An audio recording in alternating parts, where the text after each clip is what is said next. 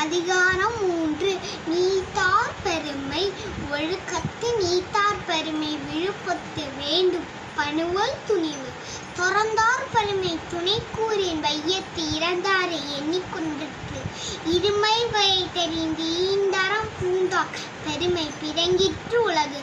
உரனென்னும் தோட்டியான் ஓரைந்தும் காப்பான் வரனென்று வைப்பிற்கோர் வீட்டு ஐந்த வித்தான் நாற்றல் அகல் விசுவிலான் கோமன் இந்திரனை சாலுங்கரி செயற்கரிய செவார் பெரிய சிறிய செயற்கரிய செகதார